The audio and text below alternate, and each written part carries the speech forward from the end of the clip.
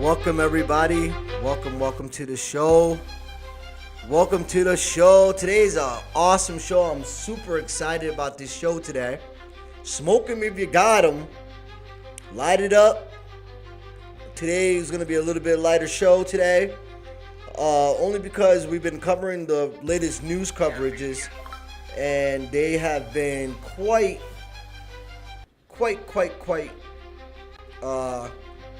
it's been quite trying, you know. It's been quite ugly news cycle. Not only that, it's been a quite ugly news cycle, and I am happy to say that we wanted to lighten up the mood today, and I just needed to lighten up the mood today. Like, it was the last couple weeks had been. I'm eating some tree, I think, from some old crumbs from my lunch right here, but it's all, promise you, sanitary. The last week has been trying because we've been dealing with a lot of the heavy stuff in the politics. So we're going to get away from that today. We're not even going to mention any of that stuff that we've been doing, though, Free Palestine. But for those who've been living under a rock, Fantastic Four just came out. The MCU has been really doing big things right now, and I'm super excited. I've been a fan. I'm wearing my Thanos hoodie. People that know me, I've been rocking this Thanos hoodie for a minute.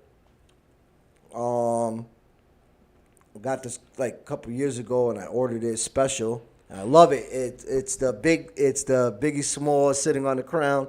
These are the Infinity Stones on his head. So it's a pretty dope suit. I love it.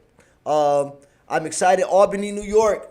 For those that are just tuning in, welcome. My name is Habas Prado. This is the Culture Podcast. Everything culture. Music, food, dance, DJing, breakdancing, politics, religion, faith, you name it. Anything that has to do with culture, we're going to cover it on this show. But today, since here in Albany, New York, we have big Comic-Con is here tomorrow in Albany, New York. For those that don't know, it'll be at 225 Washington Avenue Extension at the Polish Community Center.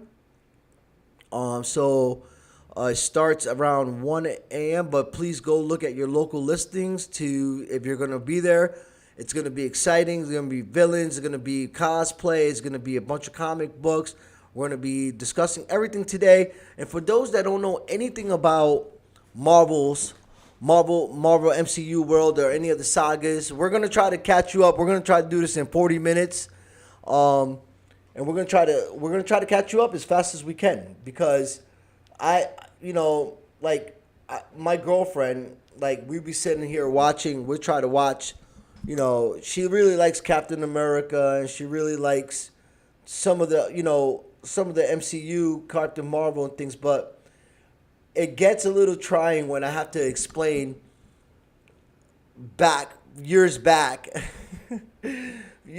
of the MCU and how everything got started. And so this show, hopefully, she's going to be watching eventually at some point in time.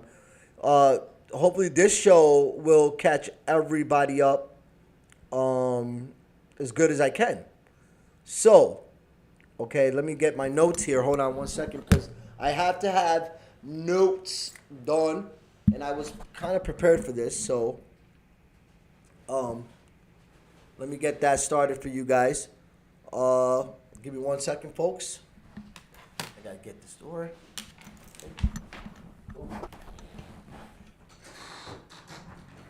All right, so I'm not far. So MCU, Fantastic Four just came out. The next chapter of the saga is Doomsday and Secret Wars. I mean, I'm gonna be 50 years old. I've been a fanboy since forever. My mom just reminded me that I was a big Spider-Man fan as a kid growing up. And that being said, she used to get us. I used to have back in the late 80s, the big Spider-Man was big. We used to have the underwear. We used to have the underwear, the sheets, the curtains. My brother would be DC Superman. I'll be Spider-Man, and we'll either switch it up somehow way. But we were always fighting for action figures. Growing up with four brothers and trying to get action figures together, and yeah, it was always a problem, big time. So big shout out to Moses. If you're listening and you're watching out there, miss you. But we it's always a battle, like superhero battles. The villains and the heroes. So we're gonna be talking about that today. Robert Downey Jr. playing Doctor Doom. Now that was very interesting for me. I don't know how they're gonna pull this off, but we have a little bit of segment that they might have to catch us up and with theories on how they're gonna make that work. So that's gonna be interesting. So those who are tuning in, yo, what's up, everybody? Welcome back to another fire episode of the Culture Podcast. I'm your host, Hobbs Prado. Today we're diving straight into the Marvel multiverse with a kind of energy only true to fanboys can bring. If you don't have to be a nerd to ride this ride. Now listen, whether you're deep into the comics or obsessed like I am with the MCU, just trying to keep up with the madness, it's a lot to keep up with. This one's for you. We're talking timelines, theories. We've seen what we've seen, what's coming, and why Marvel still got us by the soul, right? So it's always a big deal for our big fanboys like me. Plus, Albany Comic-Con is tomorrow, August 1st. Like I said before, Polish Community Center on 225 Washington Avenue Extension. I'm gonna be giving a breakdown on everything on what's going down, and trust me, it's gonna be lit. People are gonna be in there. It's like Halloween for geeks and fanboys. Another Halloween for us. So grab your vibranium shields. Make sure you're in there, sling your webs, and power up the arc reactor. And let's go. Yeah. Okay. So our segment starts today. Our timeline Marvel recap. So let's start from the top with this, guys. Okay. For my people who've been like, yo, Hobbs, what the hell is even going on in MCU right now? Y'all been in a rock, but I'm gonna don't worry about it. I'm gonna be taking care of this right now for you guys. Don't stress it. I'll break it all down. So here's the deal. Post Endgame, we entered the multiverse saga. Right? WandaVision, cracking open the minds. Loki literally breaking down timelines in the TVA. Spider-Man No Way Home, bringing back Toby and Andrew. And Doctor Strange in the multiverse of madness, confirming the reality is straight up broken. Right? So then we had Ant-Man and the Wasp, Quantumania, King the Conqueror, which I'm excited to know that the King is coming back. King the Conqueror is going to be back. So let's be real. It's about he's about the most terrifying villain, but he's not as bad as my boy Thanos that I'm worrying to right now. But I think Doctor Doom is going to be a lot worse than all of them. So, and I hear rumors that Sentry might turn into Molecule Man, and that he's going to be very essential, him, Thor, and somebody else I forgot that's going to be very essential in Doomsday and Secret Wars. Right now, we're in the worst spirits. Heroes are scattered. The timelines are merging in the Marvel settings, and Marvel setting the tables for a huge reveal. So, I know some of y'all like, yo, Hobbs, Marvel's kind of lost me lately. And that's fair because it's like a lot of years of movies, comics. Some things don't follow the comics like it was with Stan Lee. But I'm telling you, they're stacking the deck for Secret Wars, and that's gonna be the Avengers Endgame level reset we need. I mean, big time. I hear it's gonna run almost 3 hours long. 3 hours long. So that should be interesting. I could sit for 3 hours for this movie. So let's go watch these clips real quick. My first clip today is going to give you guys a little quick breakdown of what you guys been missing in the MCU timeline. So with that being said, let's see what we got here with some of the timeline. I'm going to be running through it a little bit. I'm going to be not showing. We're going to be covering a lot, but I'm going to be kind of rolling a little bit faster through this timeline since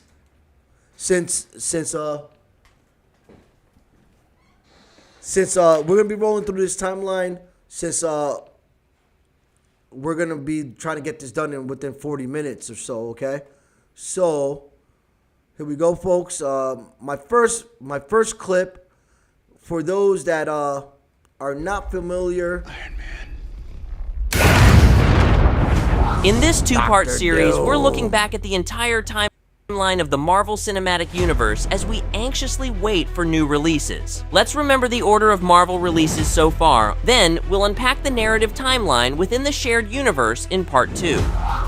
Phase 1 marked the beginning of the Infinity Saga. It all started in 2008 with Iron Man, followed by The Incredible Hulk, Iron Man 2, Thor, Captain America, The First Avenger, and The Avengers, ending it in 2012. Phase 2 starts with Iron Man 3, Thor, The Dark World, Captain America, The Winter Soldier, Guardians of the Galaxy, Avengers Age of Ultron, and Ant-Man. We also saw the beginning of the series Agents of S.H.I.E.L.D. Then Phase 3 marked the end of the Infinity Saga. The movies were Captain America, Civil War, Doctor Strange, Guardians of the Galaxy, Volume 2, Spider-Man Homecoming, Thor, Ragnarok, Black Panther, Avengers, Infinity War, Ant-Man Sorry, I and was the blasting, Wasp, guys. I fixed it Captain up. Marvel, Avengers Endgame, and Spider-Man Far From Home. The series were Agent Carter, Daredevil, Jessica Jones, Luke Cage, Iron Fist, The Defenders, The Punisher, Inhumans, Runaways, Cloak and Dagger, Hellstrom, and Agents of S.H.I.E.L.D. Season 7, Its Last. Midnight Suns. Phase 4 ushered in That's the a Midnight new Suns era. series, It marks folks. the beginning of the multiverse saga, and it gave TV series a much bigger role within the universe. This phase kicked off with shows WandaVision, The Falcon and the Winter Soldier, and Loki, all And of let's which not forget introduced developments that would have lasting impacts on the MCU's future and helped create a more interconnected narrative with movies than ever before.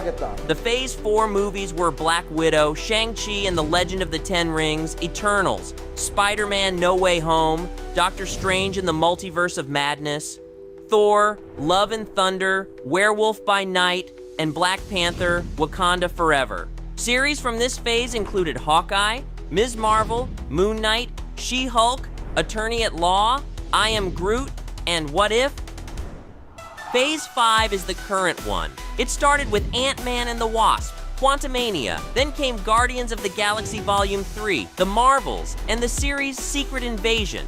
The latest Phase 5 release has been Deadpool and Wolverine. There will be a few more Phase 5 releases until Phase 6, which will end the multiverse saga.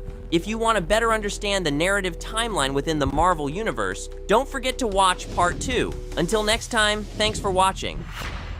All right, so Soldier and Loki. So we're gonna leave it right here real quick, because for those that didn't follow the Loki saga, so Loki had his own show that kind of like branched off a lot of this different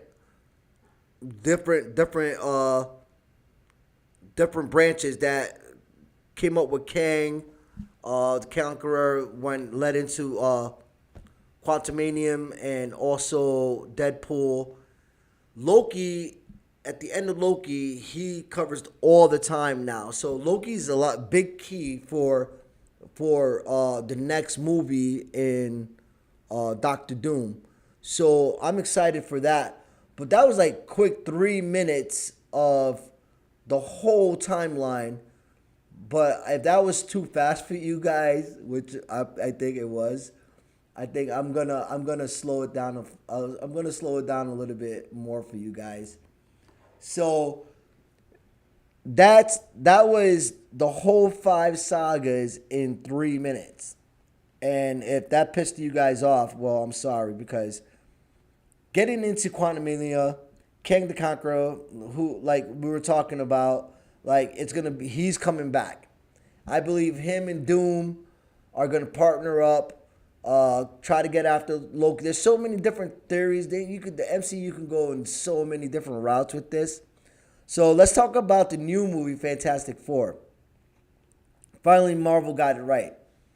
This ain't no corny early 2000 Johnny Storm. Like, that was old. Or we had, like, Michael B. Johnson, which was a good... I like that Fantastic Four because I love anything Marvel.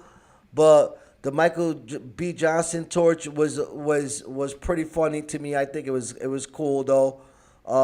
Not because he was Michael B. Johnson, but it's like he's Black Panther now. Or he played the villain in Black Panther, so that was interesting. I love his character in What Ifs. What Ifs are one of my favorite segments on Disney. Out there, let's interact a little bit, you guys. Whatever you love, please let me know who's your favorite character, what's your favorite movie. Don't be shy to let me know and to participate in this, guys. I want to hear what you guys got for as far as how is this going to go down when Secret War is about to happen. Okay, so let me know in your comments who's your favorite character, how you think Tony Stark turned into Doctor Doom. Was Tony Stark really always Doctor Doom? There's so many theories. There's so many things we could toss around here. So, in this segment right here that we're going to finish up, it's not one of those bad spray tans, Johnny Storms, right? That the Fox series of the Fox version of Marvel Fantastic Four had. That was kind of horrible. This version of Cosmic, of these guys, is powerful and is setting up Doom, baby, and I can't wait for that. Here's what I love. Richard Reed feels like the real genius again, right? Sue Storm is not just the side character she's leading. The visual effects are clean. Space scenes are gorgeous. And there's no wild post-credit scenes that might just tease Galactus, right? Mini breakdown for this. It ties the Fantastic Four into a bigger multiverse, which at the end of it, you see in the ship, at the end of the Thunderbolts, we saw the ship flying into the 616, Earth 616 universe, where the Thunderbolts and our Avengers are in now. How Doom might replace Kang, depending on the actor's issues, but I hear they're asking him to come back, so Doom might be back. Also, if you haven't seen it yet, go and don't blink while the credits are going. Okay? So, let's go into a little bit of the Doom theory here. Let's go back to some of the timeline. How much time I got here going on? Oh, we got some time. So I'm going to go back into this timeline for you guys. It's a little bit slower. It's not 3 minutes. So if you guys are trying to figure out, okay, well, there's 5 phases. This is phase 1. And I'm going to try to move on a little fast through this, but because this is an hour and some change, but we're going to kind of move along and talk about it. So I'm sure a lot of you guys have seen a lot of these already. So here we go. All right. Spoilers ahead for the entire MCU, though I don't discuss Fantastic Four's timeline placement until the end of the video, so if you haven't seen it yet and don't want to get spoiled, no worries. Yeah. I'll give a warning before we get there so you can stop if you'd like. The MCU is getting big. Big enough, my timeline video is almost 9 hours long, dangerously close to YouTube's 12-hour limit. So, like the TVA, I've decided to do some pruning to make a timeline that isn't so time-consuming. This isn't to replace that one, just a way to take a step back and focus on the bigger picture. The MCU is divided into sagas that are divided into phases. We already been through that, Baba. We had the Infinity Saga. Now we're into the multiverse saga. And next up, all signs point to a mutant saga. Feige has basically said as much. Quote, the whole story of Secret Wars really leads us into a new age of mutants and of the X-Men. So, to understand the timeline and the overall arc of the MCU is to understand 1, the journey of the Infinity Stones, 2, the intermingling of worlds. Which I think we already all kind of get that concept. So, well, let's move on But first, Earth's Mightiest Heroes. In 2005, Bruce Banner becomes the Hulk thanks to a gamma experiment gone wrong. The point of the experiment, led by General Thaddeus Ross, was to try and recreate the super soldier serum, though he kept Banner in the dark, who thought it was for the advancement of medicine. In 2008, Tony Stark, genius, billionaire, playboy, philanthropist, and son of the now deceased Howard Stark, is kidnapped by terrorists, escapes by building an exoskeleton, and returns home. Changed by the experience, he puts away superficial things and focuses on doing the right thing as the superhero Iron Man. In 2010, the world I'm thinking too here during these parts, is Tony Stark at this part? Is Tony Doctor Doom here? Is this really Doctor Doom in the beginning? This is where I'm trying to question. Like, they you know, is the first, because they're gonna have to figure that out for us, because these theories, and then we have a theory coming up in a little while that it was always Doctor Doom. In the first saga, so finds out about gods and monsters, namely Thor and Hulk. Let's start with Thor. King Odin of Asgard has 2 sons, Thor, the god of thunder, and his younger adoptive son, Loki, the god of mischief, who has always been jealous of his older brother in line for the throne. Thor is temporarily banished to Earth for some disobedience, and when Loki tries to keep him there, the public battle is hard to miss. Hulk has his own public battle with the Abomination, one of Ross's men transformed by an experimental serum combined with some of Banner's blood. Some of that blood also drips into an open wound on Samuel Stern's head. He was a scientist working with Banner to cure him of Hulk, before Ross's guy forced him to make the Abomination. And with gamma-irradiated blood in his head, Stearns will soon have a brain with superpowered intellect. Hulk versus Abomination, Thor versus Loki, and Iron Man 2's story, Stark's battle with Whiplash, all overlap over the course of a week, as told by the comic Fury's Big Week, chronicling his dealing with all of this at the same time.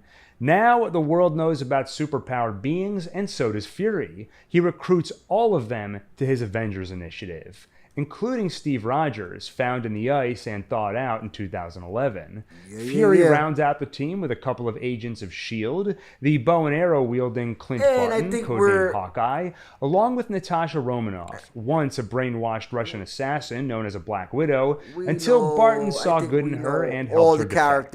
In 2012, Thanos finally makes his play for the Space Stone by working with Loki, who still wants power and is bitter after Thor defeated him. To help Loki obtain the Space Stone, Thanos gives him the Mind Stone containing scepter and a Chitauri army. But the Avengers are there to stop them, and they have a Hulk. We have a Hulk as well. So, we get all the way, we understand, we've seen it all the way through there. We're going to get back, because right now also it is going to be the Mutant Saga is next after Secret Wars. So I want to catch up to, for those that don't know about Antimedium, or the Eternals are coming back, the Celestials. Breadcrumb for the upcoming Age of Mutants. Back to Peter Parker. He comes to Doctor Strange and begs for help. The master of the mystic arts offers to cast a spell to erase everyone's knowledge of his identity, but things go wrong. Like I mentioned before, Strange didn't realize just how wrong they could go, because he didn't know there are now infinite timelines, and the barriers are down between realities. The spell invites to Earth 616 anyone who already knows that Peter Parker is Spider-Man. Of course, that includes other Spider-Men, but also some of their villains. Before an infinite number of universal trespassers can flood Earth 616, they stop it by casting another spell, one that erases everyone's knowledge of Peter Parker. He's alone in the world after that, but the alternative was potentially no world at all. But Strange is not done with the multiverse yet, thanks to Wanda Maximoff. She's still grieving for her lost children, and she's been studying the Darkhold, getting in touch with her inner Scarlet Witch. In her dreams, she sees those children every night, which means they're out there in the multiverse somewhere. And they're gonna be coming out. Dreams are just new visions mutants from those other worlds. There will be but the new crossing mutants. universes isn't easy, even for the Scarlet Witch. Thankfully, she's discovered a girl in another universe named America Chavez. America with the ability Chavez. to open portals between worlds. Yeah. Wanda wants to take that power for herself, which would kill Chavez. We've all Strange seen this protects one, the right? girl, which takes them on a trip to other universes, including Earth 838, a world where I hope all your old timers are catching up because I'm moving a little bit quicker through this because I want to get this done in 40 minutes and get to the theories. Why does that matter now? For Doomsday. Well, remember years ago when for Captain Marvel Secret killed Wars. the AI on Hala? Because you guys Turns could out always that go was a back bad and idea. follow Since these then, timelines. without but their we're going to talk AI about the new stuff overlord, the in a planet little plummeted bit. into civil war. The Kree ended up depleting their planet of resources and pushing their sun to the brink of death. So Kree warrior Dar Ben gets an idea. Use the bangles This to is open about last year, portals on guys. other This was planets last and year. steal their resources. Miss Marvel has one bangle, Dar Ben finds the other, and though you need two for portals, she makes one work by overpowering it, which leads to unstable portals, which gets Miss Marvel, Captain Marvel, and Monica Rambeau quantumly entangled, leading to all sorts of hijinks. In the end, Dar Ben steals Miss Marvel's bangle, but two bangles are too much power. That was kind of She whack. accidentally gets herself killed and rips a hole in space-time. Yeah.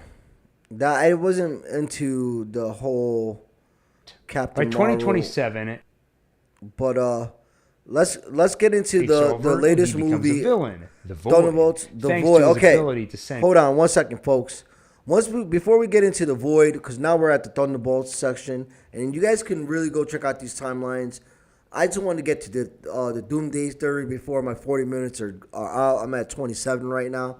I'm not gonna rush the show, but I don't want to exhaust people with bullshit that we already saw. You know what I'm saying? So, but this dude right here is gonna be a problem. He is supposed to be one of the strongest characters ever in the Marvel history, in the Marvel universe. So, if Doom gets to fight him or make him into the Molecule Man, that's gonna be freaking awesome, and I can't wait to see how they're gonna do it. But I hear Sentry is gonna be a main problem and a main character for Doomsday and Secret War. And for those that don't know who Sentry is, he was created a little bit later in the game. He's like the Superman of the Marvel Comics. He has an alter ego called the Void. The Void comes out of him when he gets triggered and trauma and everything else. Usually Sentry was a regular guy. Got mixed up with all the the serum stuff. So it's a great backstory. Please go and read up on it. You can find a lot of information on YouTube or on the net for Sentry. It's great. This series is a lot of fun. So give me 1 second, guys. I'm gonna finish playing this off for you guys, and then I will be right back. Here you go. Move this up. So Sentry will be an issue. people into a shadow world where they face traumatic memories. But those anti-heroes save him with the power of friendship. And to divert the public from her own screw-ups, Fontaine is like, "You're welcome. I totally brought this team together on purpose. I wasn't trying to blow them up or anything. You see, these guys, they are the new Avengers." Except for Taskmaster, because she dies a few minutes into the movie when Ghost shoots her in the head back when she was still working for Fontaine, before she realized the CIA director wanted them all dead. And now, let's take a journey to another world, Earth 828. I just got back from the theater, so it's time to talk Fantastic Four. I'm about to spoil the whole movie, so if you haven't seen it yet, do yourself a favor, pause the video, go watch it, then come back.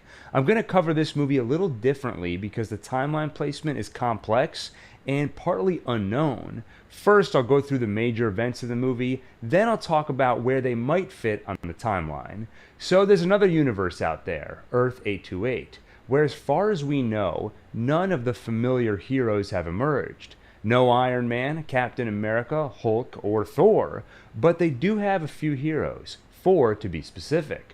The smartest man alive, Reed Richards, his wife Sue Storm, her brother Johnny, and their close friend Ben Grimm. They all go to space, come into contact with cosmic rays, and come back with superpowers.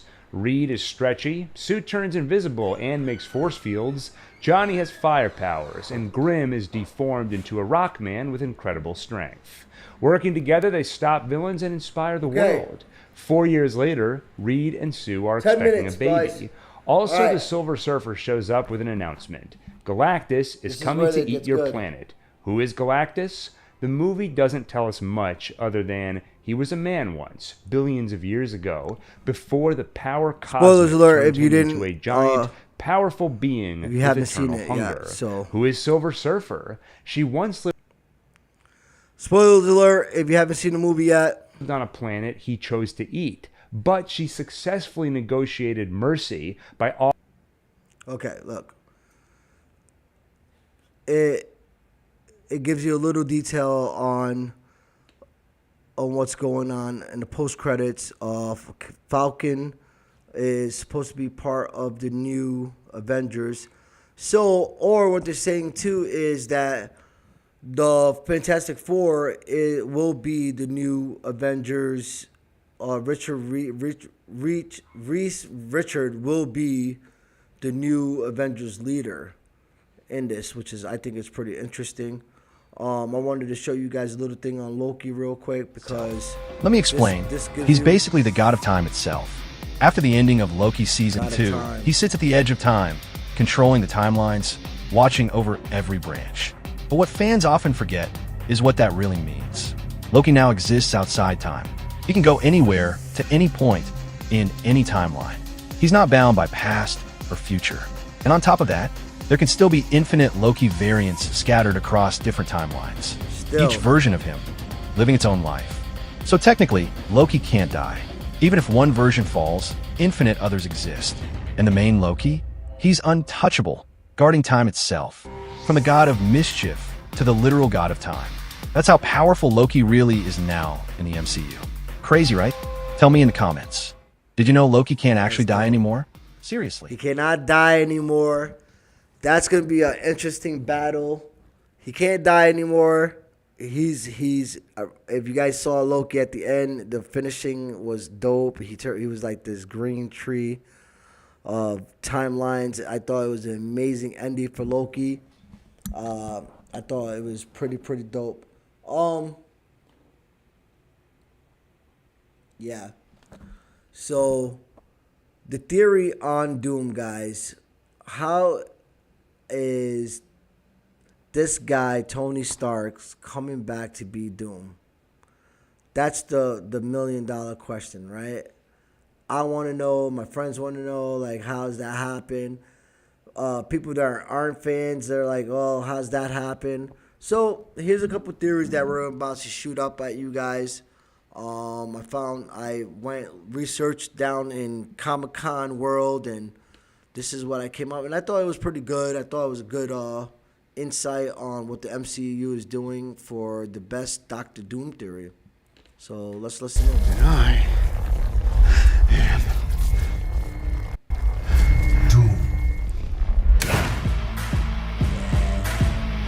Hey, welcome back to Screen Crush. I'm Ryan Airy, and I think that we have the best Doctor Doom theory that explains why Robert Downey Jr. just had to be cast as Doctor Doom. So we're going to combine a couple of our past theories, some ideas we've seen around social media, and combine that with quotes from the Russo brothers. And we think that we have finally solved the great multiversal puzzle of why is Tony Stark now Doctor Doom? The theory is a lot of fun, so let's get started. Now, when they announced that Robert Downey Jr. was coming back as Doctor Doom, the reactions ranged from to,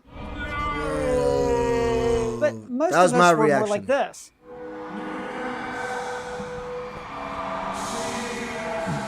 Now, during our live shows, when I would ask people about this, most people seemed confused or indifferent about the casting. And I have said many times, because Doctor Doom is my favorite comic book villain, that I want to see him done accurately as the Monarch of Latveria and not as a variant of Tony Stark. But Colton Ogburn, you know, the guy who's trapped in our TV but doesn't know, so please don't tell him, he makes a good point that in the multiverse saga, it makes sense for the greatest villain to be a variant of the greatest hero. Now, we have thrown out a ton of Doctor Doom theories, and we're not going to slow down anytime soon. Some of these theories are likely, and some of them we think are just kind of silly and fun, and others are just wishful thinking. But all we know for sure is that the Russo brothers have said that only Robert Downey Jr. could play this version of Doctor Doom, and that it all connects to Tony's snap in Avengers Endgame. Now, during the multiverse saga, we learned that universes are essentially created when events occur just a little bit differently, like the Watcher says in What If. Agent Carter, wouldn't you be more comfortable in the booth? No, I'd prefer to stay.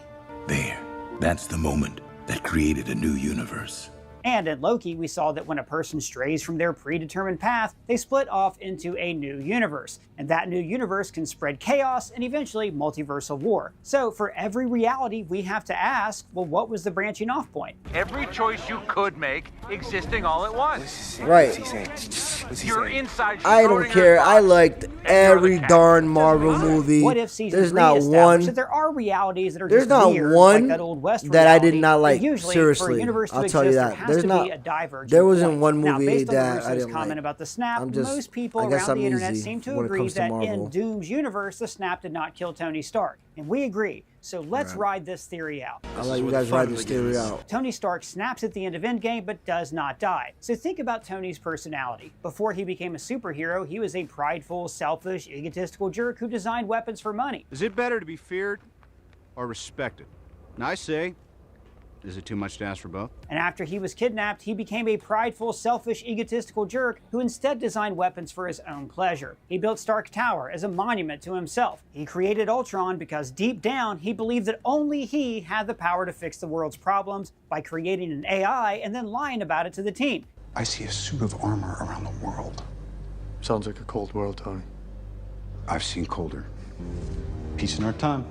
And in Captain America Civil War, he sought to control the Avengers and force them to fall in line. Hell, even in Infinity War, his pride prevents him from calling Steve Rogers. And afterwards, he blames other people for his problems. That what we needed was a suit of armor around the world. Remember that? Whether it impacted our precious freedoms. Iron Man 3 shows us that for Tony, being Iron Man is an addiction. He can't help himself. Even in Avengers Infinity War, he tells Pepper that he can't live without his suit. You don't need that. I know I had the surgery. I'm just trying to protect us. A few trusses, and that's it. Just in case there's a monster in the closet. Tony is a control freak, and he never... The monster in the closet. Huh. Him being a control freak is absolutely right. Him, I think he was a big issue for the MCU. I'm saying, like, causing all the rifts. And don't forget, Marvel is building Young Avengers behind the scenes. So there's still Kamala. Bro, imagine every Marvel universe colliding together with Hugh Jackman and Tony, you know, with the rumors of him being darker, bloodier, and even possibly where you see Kang unleashed, another big bad introduced like Doom. Or I think he or even the Beyonders as well. Maybe over possibly. Peter getting snapped away drove him to invent time travel and undo the snap. Or how his desire to avenge his parents drove him to break up the Avengers and try to murder Bucky. I don't care. He killed my mom. So what happens to Tony Stark when he snaps away Thanos? Pepper is no longer there to tell him that it's okay and he can go to sleep. We're gonna be okay. You can rest now. So maybe Tony decides to not die. I'm not fucking leaving. His face is now scarred like Doctor Doom, and he's able to harness the power of the stones to stand on his own 2 feet. Maybe he even sees Pepper in Soul World, like in this deleted scene when he meets his daughter. Now, Thanos, for all of his grandeur, never really sought power. He wanted to make sure that the disaster that befell his home planet of Titan never happened anywhere else. Right. When his mission was finished, he retired and destroyed the stones. Watch the sunrise on a grateful universe. But what would Tony do if he survived the snap and had the Infinity Stones? Like, even if Pepper had lived, I don't think Tony would give the stones up. And hell, maybe in this reality Morgan was never born, and that's what severs Tony's ties to humanity and allows Pepper to be driven away. But with her gone, without his main tie to humanity, Tony would keep the rocks so he can continue to use them to do good. I mean, after all, Thanos said, "The stones serve no purpose beyond temptation." I could see Tony on the battlefield, rising up, and Bruce saying, "Okay, Tony, we have to return the stones." And Tony, touches the scar on his face, and like Isildur in Mount Doom, he says, No. Raises his mask to cover those scars. Let's go. If they do it like this, I'm going to be billions of so people just reappeared out of nowhere, God. and he could create a perfect world for them. Remember Tony's ego here, his constant need to tinker, and his belief that he is always right. So Tony would promise to turn Earth into a paradise. What if next time aliens roll up to the club, and they will, they couldn't get past the bouncer? The only people threatening the planet would be people.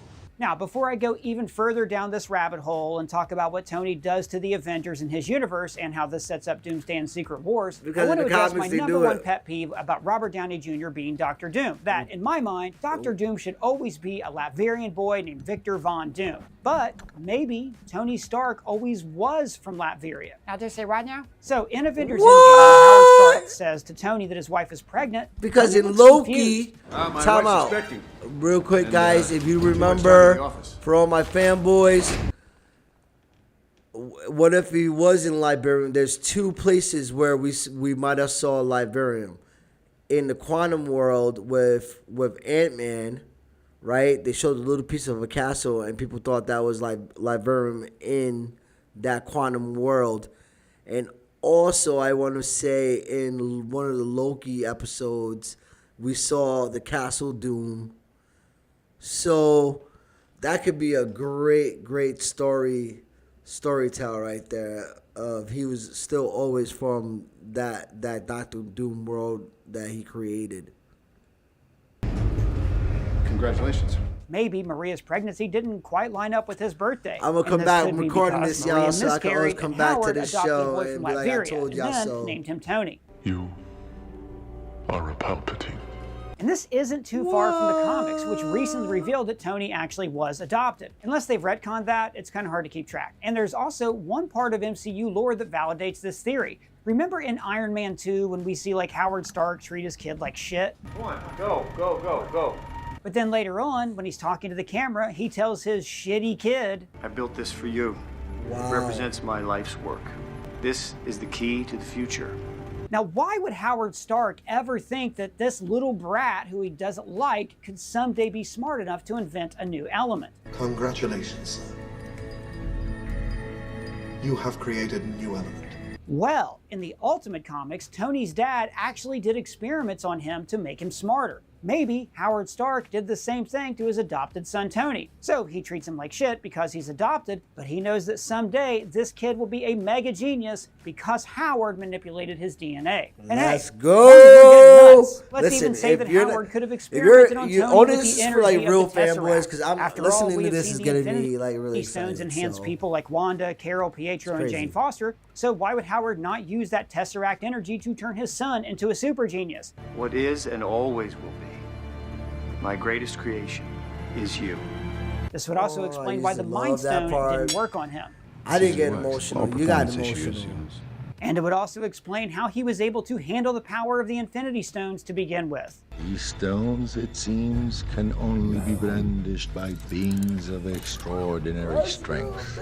And guys, I am so excited to show you these new shirts that we just launched for our merch store. Now, we made these special for the movies that are coming out next month. Speaking of First, shirts, check out the July 2025 shirt showing two rockets passing each other, the Fantastic Four and Kal-El's. And then we have... I'm going to be having some of my merch with my logo. So please, if you're interested in any of my merch, Well, I'm going to be showing it off. We're still building the website, so this gives me a chance to promote. If you want to support the show, support me, please. You can always look for me, Hobbs Prado, at Cash App or my Venmo, Hobbs Prado. Look me up. And this all proceeds for, we got equipment, we got app tools, we have lighting, we have backdrops. We have more we need, none of this stuff came free. We're always investing out of our own pockets to get all these shows, to go things smoothly, doing our content creating, the producers, investors put in. So if you like to donate or get any type of sponsorship or advertising here with the show, you could please DM me on the culture. You could just DM me, look me up. You can find me anywhere. I'm not hard to find, y'all. So we can, any type of advertising or sponsorship for the show. If you'd like to help out, please just get a hold of me at the culture. Or you can get my email is hobbsprado@gmail.com. You can find me on Facebook. You can find me on Instagram, on TikTok. However we get there. Let's finish this up. I know you guys. Except for my fanboys that are out here. This is cool shit. But we're gonna be selling our shirts on our website, Culture. So be looking out for that, and also my book that I'm working on. It should be coming out by next year. So we're gonna be giving you guys some snippets of the book, and I hope that you guys like it. Everything comes from the heart, and it's truth, and it's faith, and it's been writing the book. It's been really, really, really crazy, but it's not easy for those that are ever trying to write a biography book and everything. So, but all right, let's get back to the show, and we're gonna finish off with the best of Dr. Doom theory here. Ability for world security. And I think the people of Earth would love to have Iron Man as their leader. I mean, he is the hero who just saved the universe and brought all of their loved ones back to life. They love me. Now, at first, Tony would not be a dictator. He would dispatch the Avengers to fight real threats. But gradually, Tony allows himself to slide more and more into dictator territory. He monitors people's personal lives, slowly taking away their freedoms. He's anticipating threats before they happen. He is the suit of armor around the world and basically becomes a more kind version of Hydra. I have successfully privatized world peace. So, the superheroes who oppose him would be arrested and locked up in the raft, just like they were in Civil War. And maybe Steve isn't even around to challenge him because he went into the past to be with Peggy and now he's an old man. And remember, the stones are also at play here, helping to corrupt Tony's ego. Precious. But also, let's not forget, this is the multiverse saga. Bruce warned everyone that they had to return the stones or bad things would happen to other realities. Without our chief weapon against the forces of darkness, our world would be overrun. So Tony's refusal to return the stones would cause those multiversal calamities that the Ancient One warned about. But Tony would not be fazed by this. He would just say, fine, well, let's go fix those universes too. Tony would use his time GPS to travel to those other realities to help them. And as he's helping them, he gathers knowledge, he fights other threats, but most importantly, he gains and keeps weapons and technology that are more advanced than what he currently has. And maybe at one point he's almost killed by a sorcerer, so he realizes, well, I gotta go learn some magic. Dude, you're embarrassing me in front of the wizard. Remember, Stephen Strange became a master sorcerer for two reasons. One, he has a photographic memory, like Tony Stark. How did you get to reattach severed nerves and put a human spine back together, bone by bone? Study and practice, years of it. And reason number two, Strange spent centuries practicing his craft in the dark dimension, dying over and over again while facing Dormammu. I've come to bargain. And Tony Stark could do the same thing, honing his magic abilities in one of these timeless dimensions. And the whole time, Tony would never see himself as a villain. He would see himself as a cursed martyr who had to remain in his iron shell, cut off from the rest of the world. And he wouldn't use magic to heal his face for the same reason that Stephen Strange can't heal his hands. The power of that sorcery needs to be used to help others. Or, like Wanda said, Ultron can't tell the difference between saving the world and destroying it. Where do you think he gets that? But the Infinity Stones would also make Tony aware of the broader multiverse, just like Ultron and What If. There are universes beyond my own. And so he becomes aware of incursions. What's an incursion? Take it away, Jim. An incursion occurs when the boundary between two universes erodes and they collide, destroying one or both entirely. Now, the whole point of an incursion in the comics is that it presents the heroes with a trolley problem. If they destroy another Earth, it kills billions of people, but it would save 2 universes. So for Tony Stark, this is just simple math. I mean, Pepper died defending his planet, and it must be saved at all costs. Even if Pepper lived and told Tony he shouldn't do this, I think that he would still sacrifice another planet to save his own. After all, his arrogance drove her away before. A few years ago, I almost lost her, so I trashed all my suits. And then, So, listen, I'm gonna wrap this up, y'all. Because the truth is, I don't want to stop. Because tomorrow we're going to be at the Comic-Con. Especially Steve, who would never agree to killing billions. We don't trade lives, Vision. If you So want to know more Tony's about decision this, you to gotta use let the me know. stones to destroy other Earths turns the Avengers against him. And this means that Tony has to not only fight his former team, but he has to enslave them. He uses the Mind Stone to make them obey him. And maybe Steve Rogers could use that de-aging machine to become young again and lead a rebellion against Tony. It's baby. It's Scott. As a baby. He'll grow. Bring Scott back. And maybe when Tony is forced to kill Steve, he even gives himself this name, Doom, to remind everybody of what happens if they cross him. Anakin's gone. I am what remains. Doom decides that the only way to keep his reality safe is to stop threats from other realities before they happen. It's gonna be lit. He wipes out that whole arena of Kangs. Yeah, He goes to the TVA I spoke and about uses this their on my time doors Facebook. to fix every reality in the multiversal tree before they can harm his reality. Some worlds just have to go because they're too dangerous. But Tony, who is the ultimate futurist, would always see the end result of this ever-expanding multiverse. Every time he prunes a reality, it just causes more realities to spring up in its place. You know, sort of like what Princess Leia said. Somehow Palpatine returned. Sorry, I meant this. The more you tighten your grip, Tarkin, the more star systems will slip through your fingers. Doom sees the infinite calculus of the multiverse and determines that there really is no way this ends well for anyone. No matter what, the endless cascading realities will always spell out the doom of... All right. I'm not going to, because for those that really want to know how Dr. Doom operates, you got to read some of the comics, because it's like a real deep, lowdown like thing here, you know. So I wanted to share with you guys tomorrow. I'm gonna be live at Comic-Con tomorrow,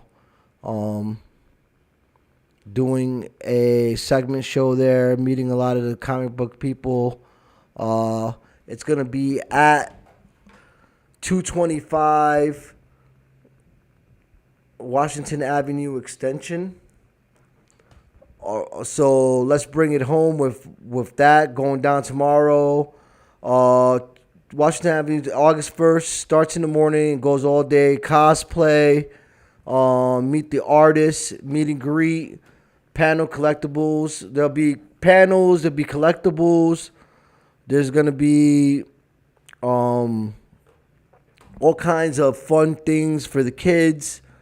Chill vibes. It's family friendly. Great vendors, people who love the culture. And the podcast, you know, I'll be there covering it. Maybe doing some interview with some fans. Come say what's up if you see me. And again, that's the Albany Comic-Con at 225 Washington Avenue Extension in Albany, New York. It starts in the morning. There's going to be all kinds of stuff. You can go and look at information. They got a website up. And that's our show for today. If you guys got any questions about anything Marvel and you wanted me to go deeper in depth, we're going to do this again. Go see Fantastic Four if you haven't.